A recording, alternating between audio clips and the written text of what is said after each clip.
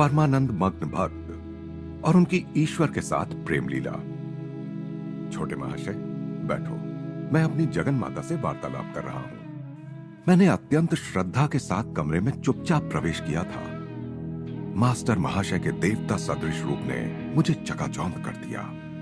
श्वेत रेशम समान दाढ़ी और विशाल तेजस्वी नेत्रों से युक्त वे पवित्रता का साक्षात अवतार लग रहे थे। ऊपर की ओर उठा हुआ उनका चेहरा और जुड़े हुए हाथ देखकर मैं समझ गया कि उनके पास मेरे उस प्रथम आगमन ने उनकी अर्चना में बाधा डाली है। उस समय तक मुझे जितने धक्के लगे थे, उन सब से बढ़कर तीव्र धक्का उनके स्वागतपूर्ण सरल शब्दों से लगा। मां की मृत्यु के कारण हुए विरह दुख को ही मैं दुख की पराकाष्ठा मानता आ रहा था। अब अपनी जगन माता से विरह की भावना मेरी आत्मा को अवर्णनीय यातना देने लगी। विलाप करते हुए मैं जमीन पर गिर पड़ा। छोटे महाशय, शांत हो जाओ। संतवर को सहानुभूतिपूर्ण दुख हो रहा था। किसी अगाध समुद्र में असहाय छोड़ दिए गए मनुष्य की तरह अपने बचाव का एकमात्र उपाय जानकर मैंने उनके चरणों को कसकर पकड़ लिया। महात्मन, आप मध्यस्थता करें। जगन माता से पूछिए कि क्या मुझ पर उनकी कृपा दृष्टि होगी। इस प्रकार की मध्यस्थता का वचन सहज ही नहीं दे दिया जाता। अतः महात्मा चुप रहने पर बाध्य हो गए। मुझे समस्त शंकाओं से परे यह विश्वास हो गया था कि मास्टर महाशय वहां जगन माता से घनिष्ठता के साथ वार्तालाप कर रहे थे। यह सोचकर मैं अत्यंत अपमानित अनुभव कर रहा था कि मेरी आंखें जगन माता को नहीं देख सकती थी, जिन्हें इस समय भी उस संत की निर्मल दृष्टि निहार रही थी। निर्लज्जता पूर्वक उनके पांव पकड़े हुए और उनके सौम्य विरोध को अनसुना करते हुए मैं बार बार उनकी मध्यस्थता की कृपा की याचना उनसे करता रहा। मास्टर महाशय ने आखिर हार मानकर सहानुभूतिपूर्वक धीरे से मुस्कुराते हुए कहा, मैं परम प्रिय मां तक तुम्हारी प्रार्थना पहुंचा दूंगा। क्या शक्ति थी उन शब्दों में कि मेरा मन विरह व्याकुलता से तुरंत मुक्त हो गया।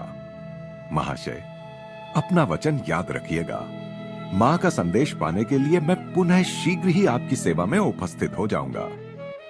एक क्षण पूर्व ही दुख और सिसकियों से मेरा जो कंठ स्वर अवरुद्ध हुआ जाता था, अब आशा की आनंद ध्वनि से मुखरित हो रहा था। लंबी सीढ़ियों से नीचे उतरते उतरते अतीत की स्मृतियों से मेरा मन भर आया। 50 एमहर्स्ट स्ट्रीट के इसी घर में, जो अब मास्टर महाशय का आवास था, किसी समय मेरा परिवार रहा करता था। यहीं मेरी मां की मृत्यु हुई थी। स्वर्गवासी माता के लिए यहीं पर मेरा मानवीय हृदय पीड़ित हुआ था और यहीं पर आज जगन माता के विरह में मेरी आत्मा विद्ध हो उठी थी। मेरे शोक विह्वल मन की वेदनाओं और अंततः मेरी निरामयता की मौन साक्षी बनी यही वे पुनीत दीवारें थीं। घर जाते हुए मेरे पांव उत्सुकतावश जल्दी जल्दी उठ रहे थे। अपनी छोटी सी अटारी में मैं 10 बजे तक एकांत में ध्यान करता रहा। उष्ण रात्रि का अंधकार अचानक एक अद्भुत दृश्य के साथ प्रकाशमान हो उठा। दिव्य आभायुक्त जगत जननी मेरे सामने खड़ी थी। मधुर स्मित करता उनका मुखारविंद परम सौंदर्य का मूर्त रूप था। सदा ही मैंने तुम्हें प्रेम किया है, सदैव मैं तुमसे प्रेम करती रहूंगी। उनका दिव्य स्वर अभी वातावरण में गूंज ही रहा था कि वे अदृश्य हो गईं। दूसरे दिन प्रातःकाल सूर्य ने क्षितिज पर अभी झांकना आरंभ किया ही था कि मैं मास्टर महाशय के घर पहुंच गया। हृदय विदारक स्मृतियों से जुड़े उस घर की सीढ़ियां चढ़कर मैं चौथी मंजिल पर उनके कमरे के सामने पहुंच गया। बंद दरवाजे की मूठ पर एक कपड़ा लिपटा हुआ था, जो शायद इस बात का संकेत था कि वे एकांत चाहते हैं। मैं दरवाजे के सामने दुविधा में खड़ा था कि इतने में मास्टर महाशय ने स्वयं ही दरवाजा खोल दिया। मैंने उनके पूज्य चरण कमलों में प्रणाम किया। दिव्य उल्लास को छिपाते हुए मैंने विनोद भाव में अपना मुख गंभीर बना लिया। महाशय, आपके संदेश के लिए मैं आ गया हूं। मैं मानता हूं कि अति भोर में ही आ गया हूं। क्या प्रिय जगत जननी ने मेरे विषय में कुछ कहा? नटखट छोटे महाशय, इसके अतिरिक्त उन्होंने कुछ भी नहीं कहा। स्पष्ट था कि मेरी गंभीरता का नाटक प्रभावी नहीं था। इतनी गूढ़ता, इतना छल क्यों? क्या संत कभी सीधी बात नहीं करते? मैं शायद थोड़ा चिढ़ गया था। क्या मेरी परीक्षा लेना अनिवार्य है? उनकी शांत आंखें समझदारी और विवेक से भरपूर थी। कल रात को 10 बजे स्वयं दिव्य रूपा जगन माता ने तुम्हें जो आश्वासन दिया, उसके बाद भी अब मेरे लिए कहने को कुछ बचा है? मेरी आत्मा की खिड़कियों को खोलने की कुंजी मास्टर महाशय के पास थी। मैंने पुनः उनके चरणों में साष्टांग प्रणिपात किया, परंतु इस बार मेरी आंखों से जो अश्रु बह रहे थे वे अतीव हर्ष के थे, दुख के नहीं। क्या तुम सोचते हो कि तुम्हारी भक्ति ने माता की अनंत करुणा को नहीं छुआ है? ईश्वर का मातृभाव, जिसे तुमने मानवी और दैवी रूपों में पूजा है, तुम्हारी आर्त पुकार का उत्तर दिए बिना कदापि नहीं रह सकता। ये सीधे साधे संत कौन थे जिनका परम सत्ता से किया गया छोटे से छोटा अनुरोध भी मधुर स्वीकृति पा जाता था? इस संसार के जीवन में उनकी भूमिका अत्यंत साधारण थी, जो मेरी दृष्टि में विनम्रता के सर्वश्रेष्ठ व्यक्ति के अनुरूप थी। एमहर्स्ट स्ट्रीट के इस घर में मास्टर महाशय लड़कों के लिए एक छोटा सा हाई स्कूल चलाते थे। उनके मुंह से कभी डांट फटकार का कोई शब्द नहीं निकलता था। उनका अनुशासन किसी नियम या छड़ी की वजह से नहीं था। इन सादगी युक्त कक्षाओं में सच्चा उच्चतर गणित सिखाया जाता था, और सिखाया जाता था प्रेम का रसायन शास्त्र, जिसका पाठ्य पुस्तकों में कभी कोई उल्लेख भी नहीं मिल सकता। अगम्य प्रतीत होने वाले नीरस उपदेशों की अपेक्षा आध्यात्मिक संसर्ग के द्वारा ही वे अपने ज्ञान का प्रसार करते थे। जगत जननी के विशुद्ध प्रेम में वे इतने चूर रहते थे कि मान अपमान की बाह्य औपचारिकताओं की ओर उनका कोई ध्यान ही नहीं रहता था। उन्होंने मुझसे कहा, मैं तुम्हारा गुरु नहीं हूं, तुम्हारे गुरु थोड़े समय बाद आएंगे। उनके मार्गदर्शन में प्रेम और भक्ति के रूप में तुम्हें मिली ईश्वर की अनुभूतियां उनके अगाध ज्ञान की अनुभूतियों में रूपांतरित हो जाएंगी। प्रतिदिन दोपहर ढलते ढलते मैं एमहर्स्ट स्ट्रीट में उनके घर पहुंच जाता। मुझे मास्टर महाशय के उस दिव्य चषक की चाह रहती थी, जो इतना लबालब भरा हुआ था कि उसकी बूंदें प्रतिदिन मेरे ऊपर छलकती थीं। पहले कभी भी इतने भक्ति भाव से मैं नतमस्तक नहीं हुआ था। अब तो मास्टर महाशय के चरण स्पर्श से पुनीत हुई भूमि पर केवल चलने का अवसर मिलने को भी मैं अपना सौभाग्य मानने लगा। महाशय, कृपया इस चंपक माला को धारण कीजिए, मैंने यह खास आपके लिए बनाई है। एक दिन शाम को मैं अपनी पुष्पमाला हाथ में लिए उनके घर पहुंच गया, परंतु बार बार इस सम्मान को अस्वीकार करते हुए वे संकोच से पीछे हट गए। मेरे दुख का अनुभव करते हुए अंततः उन्होंने मुस्कुराते हुए उसे स्वीकार कर लिया। चूंकि हम दोनों ही मां के भक्त हैं, इसलिए इस शरीर में वास करने वाली मां के प्रति अपनी श्रद्धा के रूप में तुम वह माला इस देह मंदिर को पहना सकते हो। उनके विशाल स्वभाव में कहीं तनिक भी जगह नहीं थी कि अहंकार अपना पग जमा सके। कल हम मेरे गुरु के वास से सदा के लिए धन्य हुए दक्षिणेश्वर के काली मंदिर चलेंगे। मास्टर महाशय ईसा सदृश गुरु श्री रामकृष्ण परमहंस के शिष्य थे। अगले दिन सुबह दक्षिणेश्वर तक की 4 मील की यात्रा हमने नाव से तय की। काली के 9 गुंबदों वाले मंदिर में हमने प्रवेश किया, जहां मां काली और शिव की मूर्ति अति कौशल से निर्मित चांदी के चमकदार सहस्त्र दल कमल पर विराजमान है। मास्टर महाशय आनंद से प्रफुल्लित हो उठे। वे अपनी प्रियतम मां के साथ अथक प्रेम लीला में मग्न थे। जैसे जैसे वे मां का नाम जपते जा रहे थे, मेरा आनंदित मन मानो उस सहस्त्र दल कमल की तरह ही सहस्त्र धाराओं में फूट पड़ रहा था। कुछ देर बाद हम दोनों उस पुण्य भूमि में टहलते टहलते झाऊ के झुरमुट में जाकर रुक गए। इस पेड़ की विशेषता स्वरूप इससे झरने वाला मधुर रस मानो मास्टर महाशय से झरते अमृत का प्रतीक था। उनका नाम जब चलता ही जा रहा था। झाऊ के गुलाबी पर्दार पुष्पों के बीच मैं घास पर सख्त निश्चल शरीर से बैठा रहा। उतने समय के लिए मैं शरीर को भूलकर दिव्य लोकों की यात्रा करता रहा।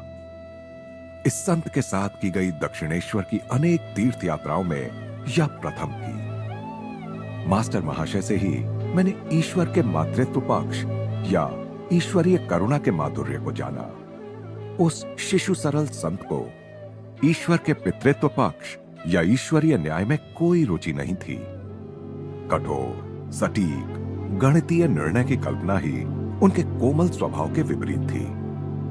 ये तो पृथ्वी पर स्वर्ग के साक्षात देवताओं के प्रतिरूप हैं। एक दिन उन्हें प्रार्थना करते देख मेरे मन में उनके प्रति प्रेम से भरकर यह विचार उठा।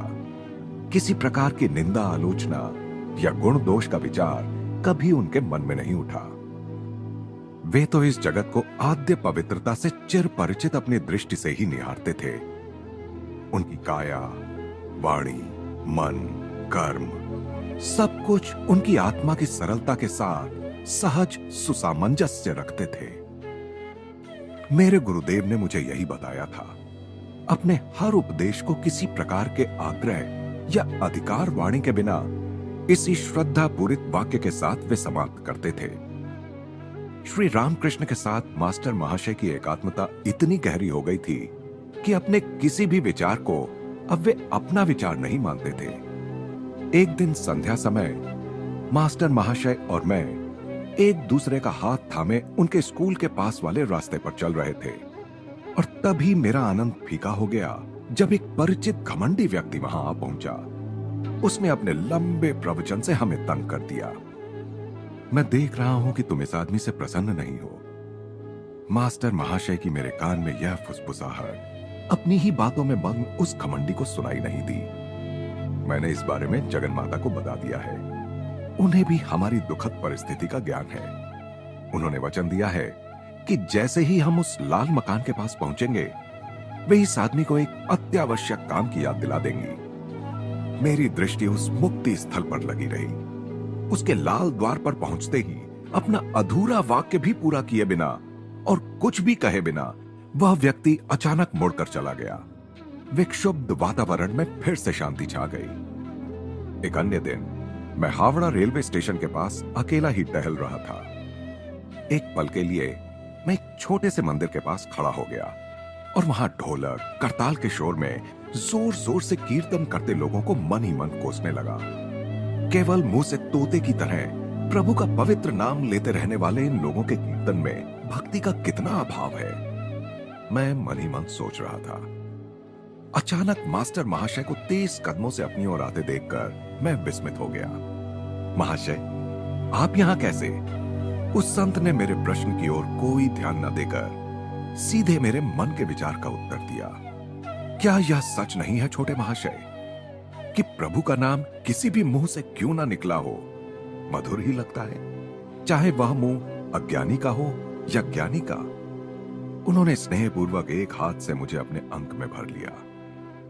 उनके जादू के गलीचे पर सवार होकर मैं तुरंत जगत जननी के दयामयी सानिध्य में पहुंच गया। क्या तुम कुछ बायोस्कोप देखना चाहोगे? एक दिन अपराह्न में एकांत प्रिय मास्टर महाशय से यह प्रश्न सुनकर मुझे आश्चर्य हुआ। उस समय भारत में चलचित्र को बायोस्कोप कहते थे। मैं सहमत हो गया।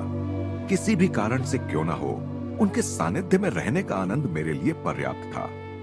द्रुत गति से चलते हुए थोड़ी ही देर में हम कोलकाता विश्वविद्यालय के सामने स्थित बगीचे में पहुंच गए।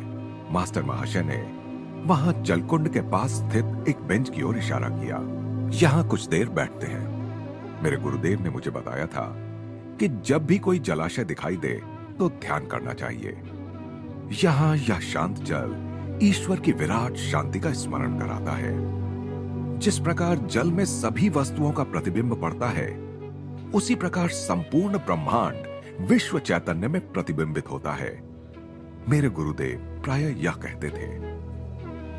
थोड़ी देर बाद हम विश्वविद्यालय के एक कक्ष में गए जहां एक लेक्चर चल रहा था।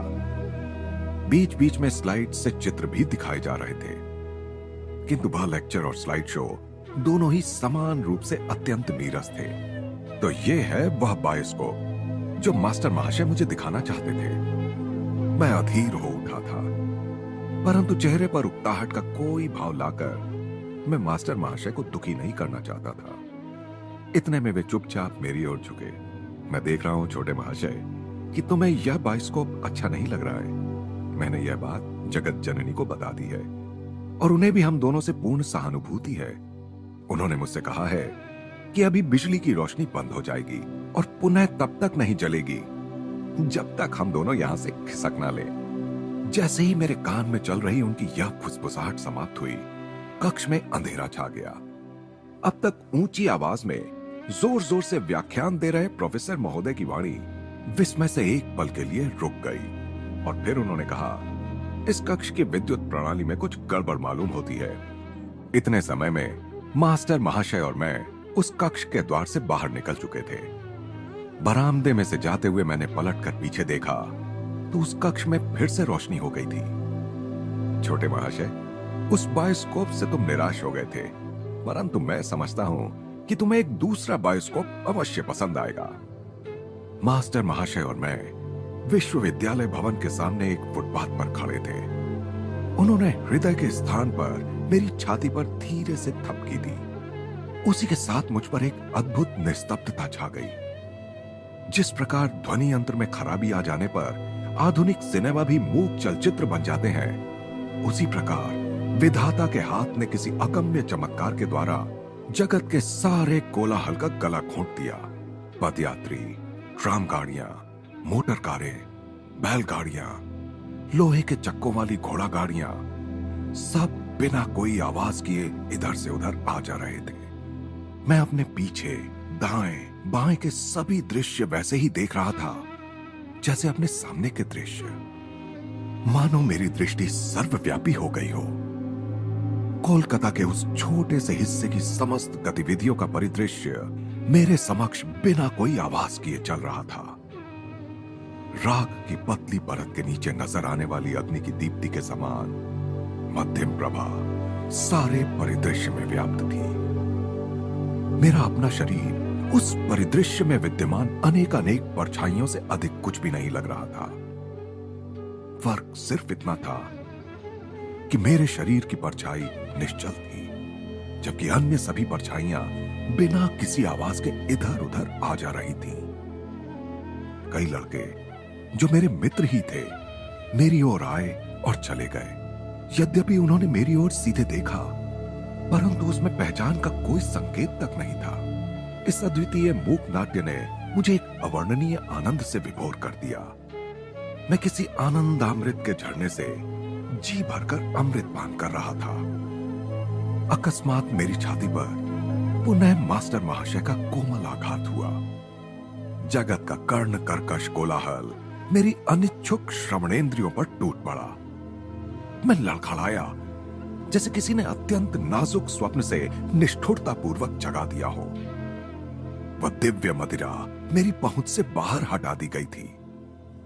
छोटे महाशय, मैं देख रहा हूं कि यह दूसरा बायोस्कोप तुम्हें अच्छा लगा। वे मुस्कुरा रहे थे। मैं कृतज्ञतावश उनके सामने भूमि पर माथा टेकने के लिए झुकने लगा।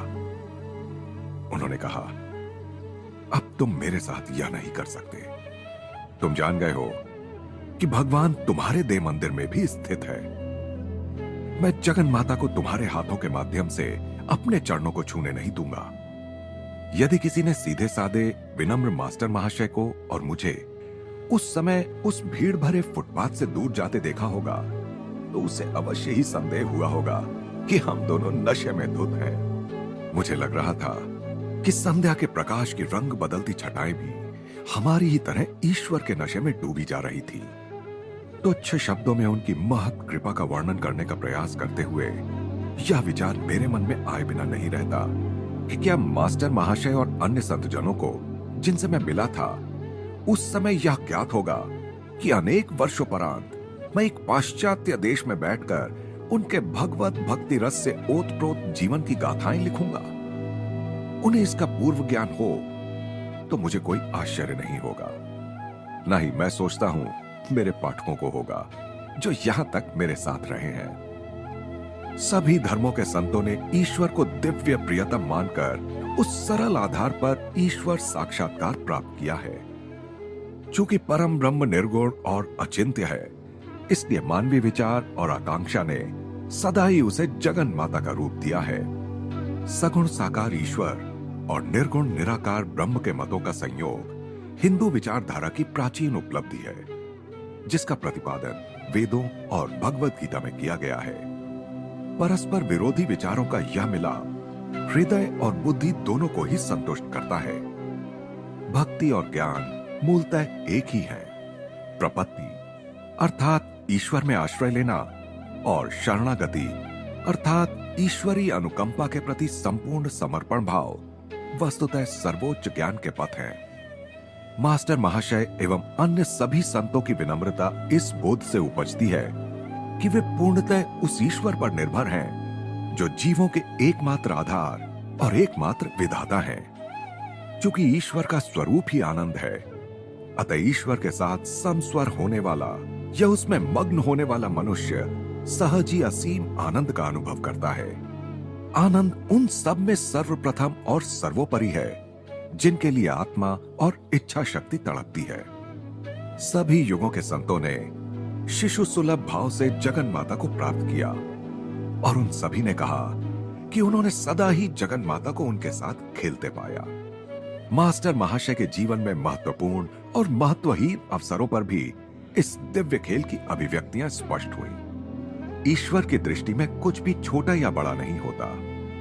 यदि छोटे से परमाणु को बनाने में ईश्वर ने अपनी अतिशय सूक्ष्मदर्शिता के औचित्य को ना लगाया होता, तो क्या आकाश अभिजीत और स्वाति नक्षत्रों जैसी गौरवशाली रचनाओं को धारण कर पाता? महत्वपूर्ण और महत्वहीन का भेद प्रभु के लिए निश्चय ही अज्ञात है, अन्यथा एक सुई के अभाव में पूरा ब्रह्मांड ही ढह जाए।